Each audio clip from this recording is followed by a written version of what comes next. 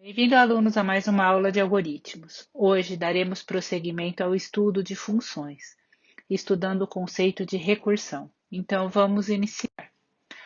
Em computação, né, a gente pode chamar uma função dentro da outra, né? Então, o que que acontece aqui? Acontece o quê? A repetição, né, do algoritmo, mais dele mesmo, né? Então, num próximo passo, eu vou repetir a chamada dele, certo?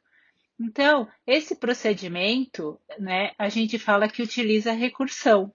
E qualquer coisa que é gerada de um algoritmo recursivo, ele também é dito recursivo. Então, os objetos, né, as chamadas, ele é um procedimento recursivo, certo?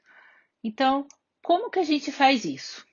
Primeiro, a gente tem que definir dentro do nosso problema o que a gente chama de caso base.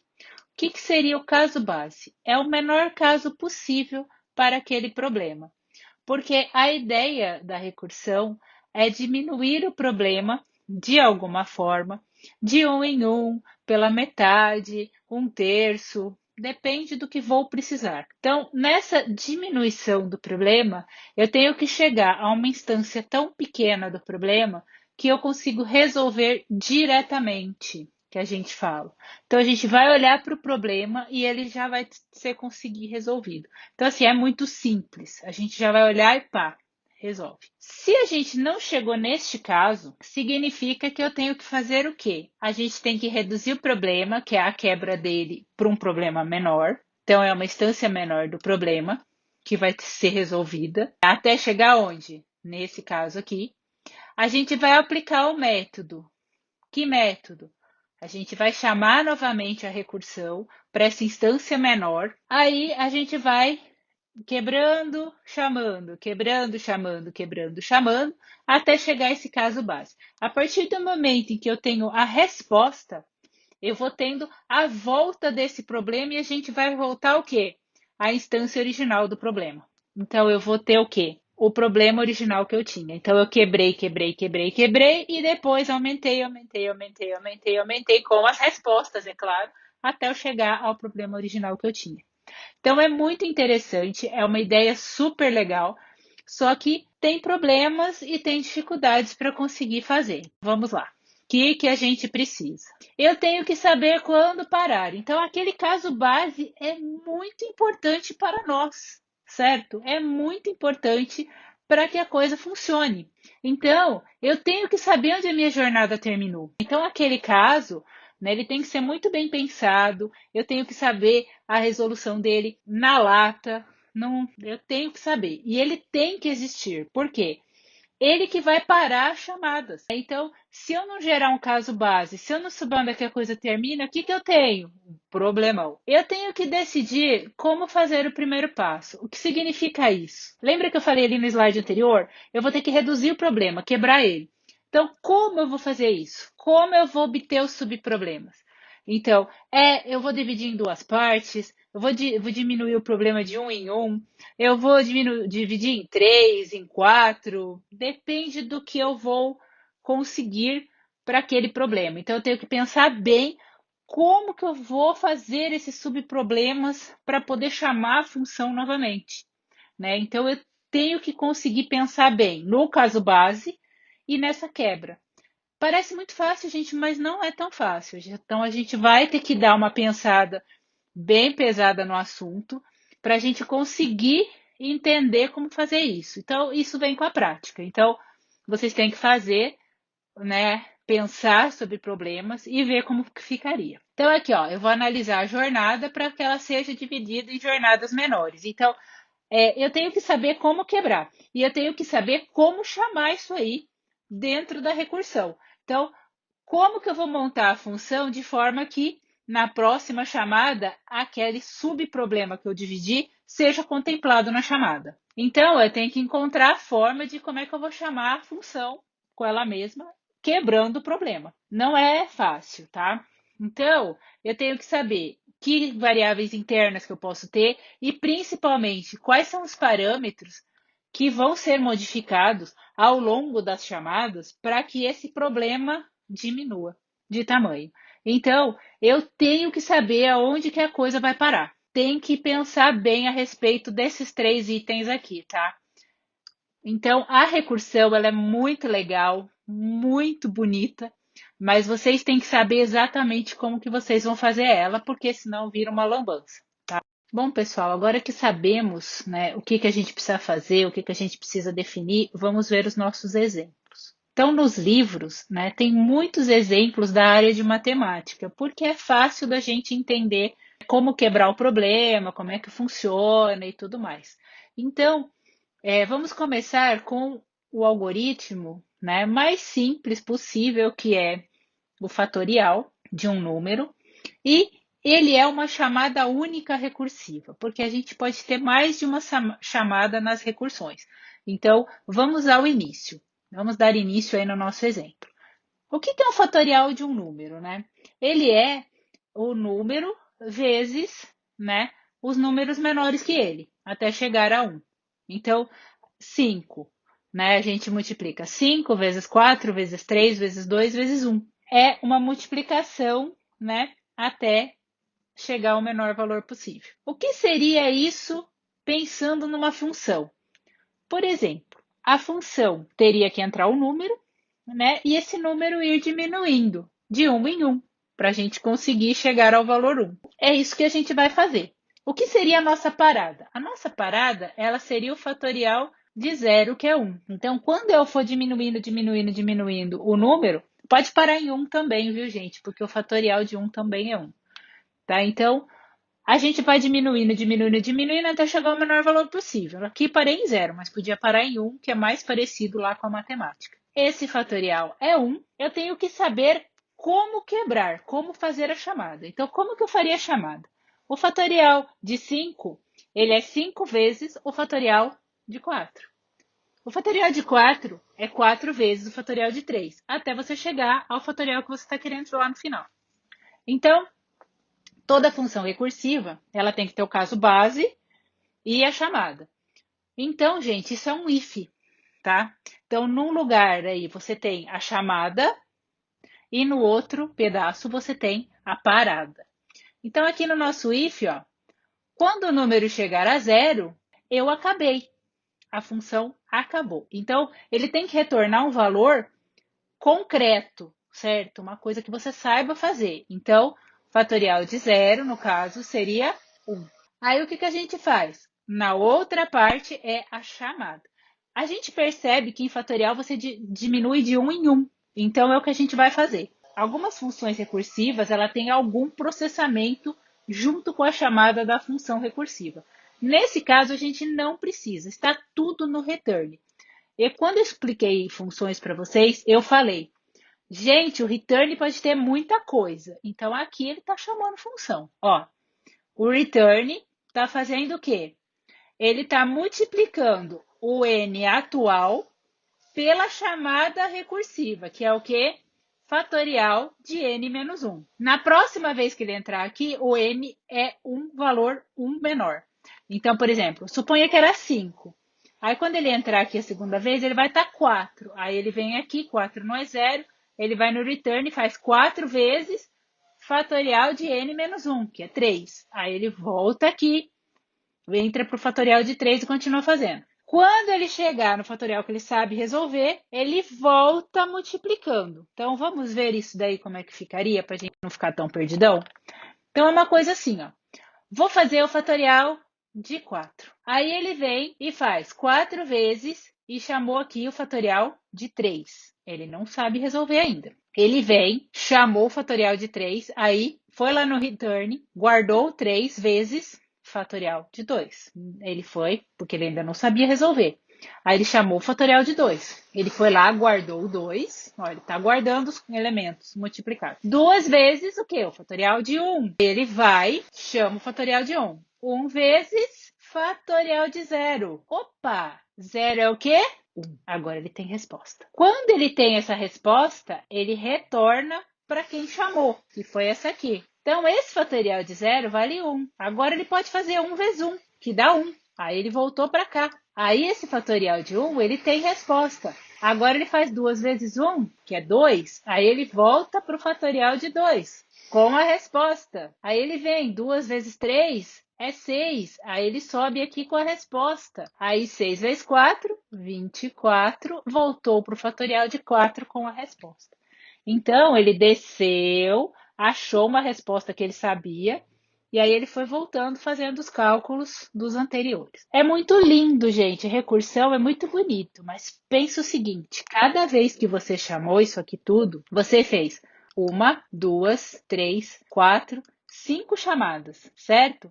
Então, isso tudo ocupou espaço de memória, porque existe uma pilha aonde ele empilha as chamadas. Então, fatorial de 4, depois em cima ele põe o fatorial de 3, em cima ele põe o fatorial de 2, o fatorial de 1, o fatorial de 0.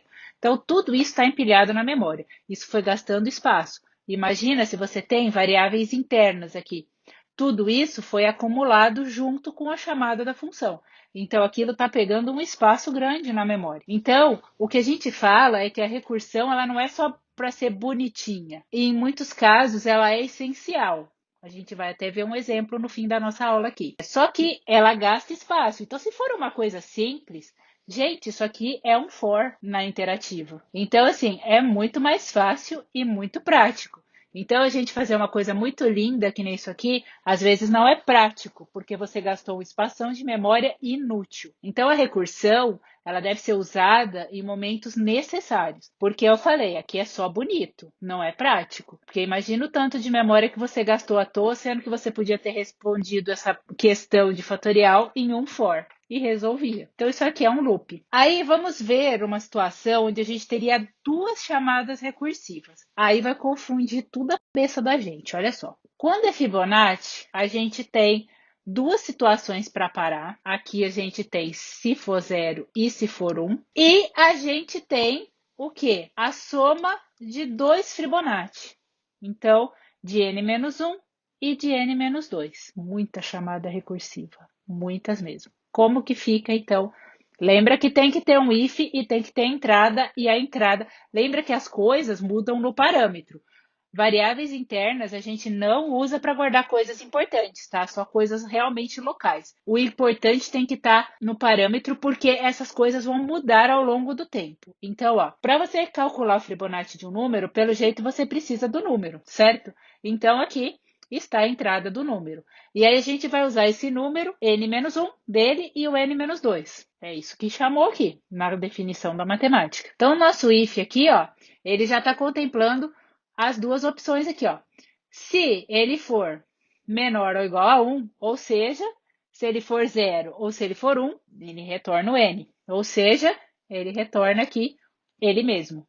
Se ele for 0, ele retorna 0. Se ele for 1, ele retorna 1. Que é o que fala aqui, ó. 0 se n0 e 1 se n1. Então, ele sabe calcular quando ele chegar a f de 0 e f de 1. E aí ele tá beleza. Se não, ele vai fazer o quê? Ele vai chamar, né? O return vai ter Fibonacci de -1 somado com Fibonacci de -2, certo? Até ele chegar a quanto? A 0 ou 1, que ele sabe fazer aqui. Tudo que não for isso, ele vai chamando esses dois, certo? Então, quando a recursão é muito difícil, assim, é muito louca, é legal que a gente faça uma coisa que a gente chama de árvore de recursão. Então, pessoal, como aquela recursão era muito louca, muito cheia de chamadas, etc., então o interessante é que a gente use essa árvore de recursão para a gente poder entender como que essa recursão vai acontecer.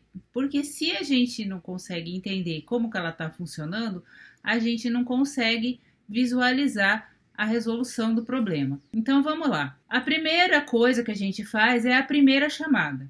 Então, o topo da árvore é a chamada inicial nossa, né, que é o Fibonacci, vamos supor, de 5. E aí, o que a gente vai fazendo? A gente vai ter as chamadas posteriores. 5 não é 0 nenhum, então eu não sei resolver. Então, eu vou ter que chamar o quê? O Fibonacci de n-1 e de n-2, que tá aqui, ó, 4 e 3. E aqui no meio tá a soma, certo? E aí, a gente vai descer para um lado ou para o outro. Gente, recursão, né? Ele vai chamar a primeira recursão, porque é a convenção de ser. Então, ele vai chamar a recursão mais à esquerda. Então, ele vai tudo para a esquerda e depois ele vai voltando e fazer a direita. Então, a chamada seria essa aqui. Mas ele encontra a primeira chamada, que é o 4, e vai descer a árvore dela. Então, eu sei resolver o Fibonacci de 4? Ainda não. Então, o que seria esse Fibonacci de 4? N-1 mais o N-2. Então, ó, o de 3 mais o de 2. Só que ele vai sempre para a esquerda primeiro, porque ele achou o de 3. Aí ele vai, mas ele sabe resolver? Não. Aí o que ele vai fazer? Fibonacci de 2 mais Fibonacci de 1. Ele vai para a esquerda primeiro. Então, qual que é a ideia? É que ele vai chegar aqui nesse Fibonacci de 2. Fibonacci de 2 seria Fibonacci de 0 mais Fibonacci de 1. Ah, isso ele sabe resolver. Então, isso é 1, certo? Que é 0 mais 1. Então, ele veio aqui e resolveu. Aí sim que ele vai continuar essa chamada, porque ele volta aqui e ele descobre que ele tem que fazer o Fibonacci de 1 e ainda tem que fazer a soma. Aí ele vem, faz o Fibonacci de 1, que é 1, ele sabe fazer, e aí ele vem, faz essa soma e retorna aqui esse 2. A partir desse momento, ele já tem um número aqui, ele vai voltar para quem chamou que é o Fibonacci de 4. Mas o Fibonacci de 4 acabou? Não, tem a parte direita, né? Que ele tem que fazer o de 2 aqui e ainda tem que fazer a soma. Aí ele desce, faz o Fibonacci de 2, que é 0 mais 1. Aí ele faz a conta, volta. Essa parte esquerda ele já tem o número. Então ele faz a soma e retorna aqui o 3. Aí ele volta para o Fibonacci de 5. Mas tem toda a parte direita do Fibonacci de 5 para fazer. Então eu falei, é uma coisa grande. Aí ele vem, desce aqui e vem, acha o Fibonacci de 3. Só que o Fibonacci de 3 ele não sabe resolver. Então é Fibonacci de 2 mais Fibonacci de 1. Então, mas ele vai tudo para a esquerda primeiro. Aí ele resolve o de 2, que ele sabe que é 0 mais 1, que é 1. Aí ele volta. Acabou o Fibonacci de 3? Não, tem que fazer o de 1, que é 1. Aí ele volta, aí ele faz a soma. Oba, conseguiu. Aí beleza, agora ele volta aqui para cima. Agora que ele vai fazer a soma deste 3 com este 2 e aí sim ele obtém esse resultado aqui. Então, gente, é um vai e volta, vai e volta, vai e volta e isso é um Fibonacci de um número pequenininho, de 5. Mas quando for muito difícil, não tem como. Faça a árvore de recursão, tá? Então, aquelas chamadas, né, elas se tornam uma coisa enorme. Então, é o que a gente vai comentar no próximo slide, né, que a gente faz uma análise em cima do Fibonacci. Aí tem até aqui, ó, uma análise. Eu quis passar primeiro para a árvore para depois fazer a análise com vocês. Então, para valores de entrada pequeno, um Fibonacci que é 2 chamadas, certo? Ele não é, a gente não vai ver muita diferença porque os computadores hoje são rápidos. Mas para valores muito grandes, testa aí na sua casa. Ele vai ficar um tempo lá processando, mesmo em computadores bons. Então, a partir de 40 elementos, né, ele já vai dar uma árvore gigantesca. E isso acaba nos dificultando na hora de fazer a nossa análise. Então, é muita coisa para a gente processar, porque daí ele chama mais duas, as duas chamam mais duas, aí já dá 4 chamadas, aí essas 4 chamam mais um monte, e aquele negócio vai aumentando, aumentando, aumentando, e aí tudo isso fica empilhado na memória até que ele chegue ao bendito Fibonacci de 1 aqui ou de 0, que ele sabe resolver para ir voltando e resolvendo. Então, é complicado. Essa árvore aqui é enorme. Um outro exemplo interessante, gente, que a gente vai ver aqui nesse slide é coisas lidando com vetores ou strings. Então, a gente vai ver primeiro um com vetor. Vetores, né? Qual seria o nosso caso base? É sempre o menor vetor possível. O menor vetor possível é o vetor de tamanho 1. Tudo que você vai fazer com vetor, provavelmente vai lidar com o tamanho, porque o problema vai ser quebrado de 1 em 1. Então, a gente vai pegar o vetor de tamanho natural, aí depois a gente vai quebrar ele, ou em 2, ou de 1 em 1, alguma coisa, até você chegar ao menor vetor possível, que é o vetor de tamanho 1. Se você chegar a isso, você sabe responder qualquer coisa a respeito dele. Então, se você estiver fazendo uma busca, dá para você saber se o elemento que você quer é aquele elemento ou não. Dá para você, se você está procurando o maior, o menor, ou alguma outra coisa no vetor também, dá para saber, porque só tem um elemento ali. O nosso caso base sempre vai ter a ver com o tamanho, ou algo do tipo. Então, o que a gente tem que entrar num programa desse? A gente tem que entrar com o vetor e tem que entrar com o tamanho, já que a gente vai diminuir o tamanho do vetor de alguma forma, então ele tem que entrar com o tamanho. Ou, em alguns casos, você entra com o início e o fim do vetor, porque você vai quebrar ele em 2, em 3 pedaços, então você precisa saber onde começa e onde termina. Mas tem a ver com o tamanho. Então vamos lá. A gente vai procurar o maior elemento de um vetor recursivamente. Como que a gente faz? Caso base, é o que eu acabei de falar. O que a gente sabe resolver? Vetores de tamanho mínimo, que seria o quê? Vetor de tamanho 1. Então, ó, se eu cheguei ao menor tamanho de vetor possível, que é o tamanho 1, eu faço o quê? Verifico o maior. Para um vetor de tamanho 1, qual é o maior elemento dele? Ele mesmo. Então, eu retorno o elemento, que é o elemento lugar zero. Se não, eu vou ter que chamar para o tamanho menos 1. Então, eu vou usar o mesmo vetor e vou diminuir um de tamanho. Então, eu começo analisando o vetor todo. Cheguei ao tamanho 1? Não. Então, eu diminuo o tamanho do vetor em 1 e boto para analisar de novo. Diminuo o tamanho do vetor, boto para analisar de novo. Boto para analisar até eu chegar ao quê? Ao tamanho 1. Aí que vem o processamento. Lembra que eu falei que às vezes não é só chamada? Tem processamento junto. Então, o que a gente faz aqui? Então, quando ele chegar ao tamanho zero, ou seja, o menor valor possível de tamanho de vetor, ele vai retornar o quê? O elemento que está na posição zero. Aí ele vem para cá, ele guardou esse valor em x, porque ele retornou. Então, quem é o nosso maior elemento agora? Quando ele chamou e chegou na posição zero. É o carinha que está na posição zero, agora, que retornou nesse x. Aí ele vem e testa se esse carinha que eu acabei de buscar, que é quem? É o cara que está na posição zero, porque até agora eu só tinha chamado. Chamei, cheguei aonde? No menor vetor possível, que é o carinha lá da posição zero.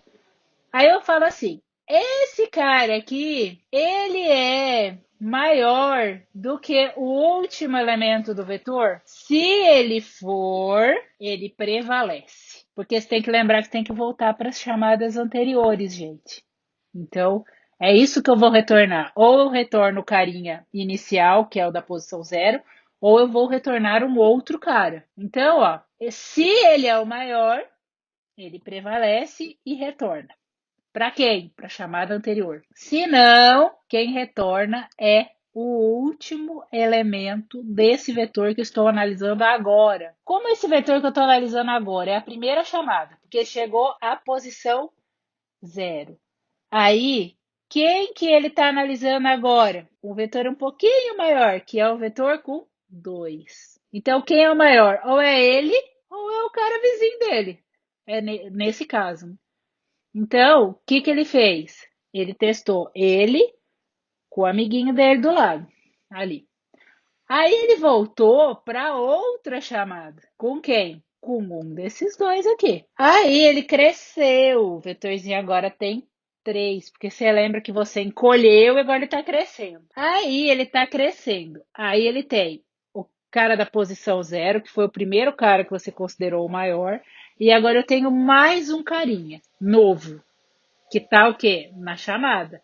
Porque ele tinha um, daí ele veio 2, agora ele tem 3. Aí ele testa o X atual, que já foi testado entre o 0 e o 1, posição 0 e 1, agora eu tenho 0, 1, 2. Aí você testa o último, porque ele ainda não foi testado, com quem? Com o cara que resultou desses dois aqui, do 0 e do 1. Aí vê quem é o maior e aumenta um pouquinho mais o seu vetor, porque você está voltando às chamadas. Agora você tem 4 caras. Os 3 primeiros você já testou e achou um maior. Agora você testa o resultado desses 3 com quem? Com o carinha que entrou aqui, o quarto elemento. Então é isso que faz este algoritmo. Primeiro ele quebra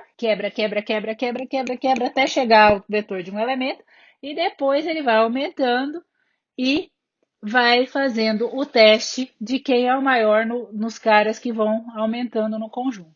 Então é bem simples de fazer. Depois que está pronto é lindo, né? Mas na hora de pensar tudo isso aqui, nem sempre da primeira vez é tão fácil. Então não assusta assim, você fala, ai, da primeira vez não saiu nada. Não assusta não, gente. No começo é um pouco difícil de visualizar como fica, mas desenha. Desenha, se for vetor, desenha o vetor, vê como é que vai ficar, vê como é que você vai quebrar, vê como é que é a volta, né? Para você ver como é que você vai fazer. Porque além da chamada recursiva, em alguns casos tem processamento, como aqui, ó. Ele tem um processamento e é posterior às chamadas. Primeiro ele chama, e ele só vai fazer esse processamento aqui nos retornos. Então você tem que ver até aonde esse processamento vai ficar, se é antes da chamada ou se é depois. Então, não é tão fácil assim, a gente tem que olhar bem o que está fazendo, certo? Bom, eu vou deixar aqui para vocês também um exemplo de string, certo? Eu quero saber o comprimento de uma string. Para eu medir o comprimento de uma string, também eu vou diminuindo o tamanho da string até chegar ao tamanho zero. Uma string de tamanho zero, com zero elemento, zero, ela tem um tamanho zero. A partir daí, cada vez que ele retornar, ele vai somar mais um. Então ele vai até uma string de tamanho zero. Aí, a hora que ele retorna, ele tem uma string de tamanho 1, no segundo retorno de tamanho 2, no terceiro retorno de tamanho 3, então ele vai aumentando. Então aqui, ó, cada vez ele faz o quê? Ele diminui, né, a nossa string até chegar ao barra zero, né, que é o menor string possível, é uma string vazia. E aí ele vai voltar fazendo a soma e aumentando a string de um em um, certo? Então aqui ele só diminuiu e quando ele retornar, ele soma um sempre até ele chegar ao comprimento inicial que foi passado, certo? Então é bem tranquilo, é um vetor, gente, diminui, diminui, diminui e depois você vai aumentando e somando um até chegar ao tamanho original. Essa daqui, inclusive, é o jeito que a própria linguagem implementa o comprimento de uma string, a funçãozinha que tem lá no C, na própria linguagem. Ela é dessa forma aqui. Lembra que eu falei que eu ia dar uma coisa bem mais complicadinha para vocês? É esse aqui. Esse exemplo é o clássico dos clássicos dos clássicos de recursão. É um programa que, se você fizer interativo, ele é monstruosamente complexo. E fazendo recursivo, ele é muito simples e tranquilo de desenvolver. Então, todo mundo já deve ter ouvido falar da Torre de Hanoi, né? São 3 torres, são 3 pauzinhos, assim. Nesses 3 você tem que ir colocando alguns discos, nunca pode colocar um maior em cima de um menor, e você tem que passar todos os discos de uma haste para outra. Então, você tem que mudar esses discos, né? E aí você usa a haste do meio como auxiliar, geralmente elas vão todas de A para C, certo? Então, do primeiro para o último, e tem uma haste no meio para você ir fazendo as trocas. Né? Existe uma lenda aí dos monges que existe uma quantidade gigantesca de disco e eles fazem essa mudança na mão. Né? Diz que o dia que eles terminarem, a Terra acabou. Então, hoje o computador faz em alguns milésimos de segundo, né? O mundo ainda não acabou. Então, a gente tem que ficar esperto. Né? A gente tem que ficar esperto nos monges. Então, qual que é a ideia, né? Então, se você tem a quantidade aqui, acabou. Se você tem mais discos para mover, você vai chamar o movimento aqui para n-1, né? Se você tem só um disquinho para mover, você move e acabou. Enquanto tem mais, você tem que ir chamando e chamando e chamando. E não tem uma chamada só, é mais de uma, porque aqui uma você vai do from, né? Então você tem um auxiliar para onde vai, e aqui você tem uma auxiliar do from, porque é a volta. Então você vai e você volta com os discos dependendo da necessidade. Então são várias chamadas até que você chegue a um disco. Um disco você sabe fazer, é só retornar, é só mover. Aí essa função feita assim em recursão é uma graça, porque é fácil, né? E ela faz qualquer quantidade de discos, tá? Então aqui você tem a quantidade, você tem o para da onde você está vindo com o disco, para onde você vai com ele, né? E quem está no topo. Então você sabe quem está em cima de quem. Então é só isso. Aí você vem aqui no programa principal e chama nossos bonitinhos aqui. Então, ó, essa é a auxiliar. Aí você tem, começa daqui e termina aqui. É isso. Então esse carinha aqui é o topozinho, que é onde vai ficar fazendo o movimento intermediário, certo? Mas é um programinha bem legal, teste em casa. É bom para brincar um pouco, não é? Não dá para ser só sério, só matemática e vetores, tá? Agora tem uma coisa bem louca em recursão, que a gente chama de recursão indireta, que é uma coisa que chama outra. É uma loucura. Não aconselho muito que vocês façam isso no dia a dia, porque é extremamente confuso. Ó, eu deixei um exemplo aqui, parece louco e é louco. Ó, tem um programinha chamado par. Bom, se é zero, ele retorna ok. Se não, se é um, ele retorna não ok. Tô querendo os números par, né? Se não, ele retorna o ímpar de menos x menos um. Aí você fala, tá bom, ele tá chamando outra função. Aí você parece tudo bonito aqui. Aí você vem no ímpar. Aí ele fala assim, ó, se o x é zero, então não tá ok, não é ímpar. Se o x é um, número ímpar. Se não, você chama o par de x menos um. Aí ele vem no par e chama. Aí o chama o ímpar. Aí chama o par. Aí chama o ímpar. Não aconselho vocês fazerem esse tipo de recursão. Porque você viu que o par não se chama diretamente. Ele chama o ímpar que chama o par. E o par chama o ímpar. Então, não é de praxe que a gente use esse tipo de funcionalidade, mas é possível fazer. Então, isso aqui é uma recursão disfarçada, tá? Então, porque você vem aqui, a primeira olhada, você fala, mas tá chamando outra função. É, mas a outra função chama ela. Então, não é uma coisa muito legal de fazer, né? Recursão já é um pouco difícil de ser aceitada em alguns momentos. Imagina uma recursão dessa aqui. Mas só para vocês saberem que isso é possível e tem momentos que isso até é utilizado. Mas não é, eu não aconselho muito não, gente. Já é difícil de fazer aquela chamada, né, convencional, onde você pensa sobre o assunto, quebra o problema. Um negócio desse aqui, você se perde completamente. Mas eu quis deixar o exemplo para vocês verem que é possível fazer. Então, nem toda recursão é direta. Pode ser um que chama o outro que chama um, né? E aí fica uma loucura. Bom, tudo tem bom e tem ruim, né? Nada é perfeito, mas algumas coisas a gente sabe que funciona e outras coisas não. A gente tem de cara que ele é um programa extremamente elegante, né? A recursão é linda. Na hora de você olhar para o programa, ele é limpo, ele é enxuto, ele é muito menor que a versão interativa, então ele é fácil de visualizar, fácil de manipular.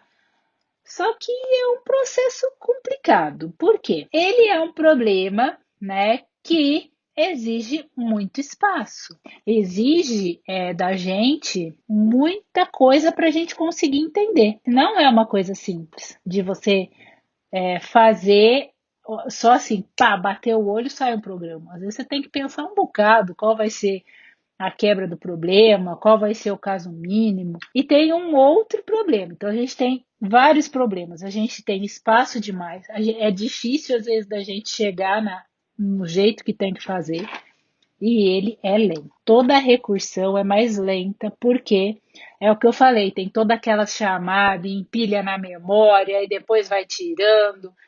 Então, isso é lento. Uma versão interativa ela é uma única chamada com todo o código lá dentro. Então, ela é muito mais rápida. Mas existem alguns problemas que nós vamos estudar principalmente na disciplina posterior, que é estrutura de dados, que é muito complexo de fazer sem recursão.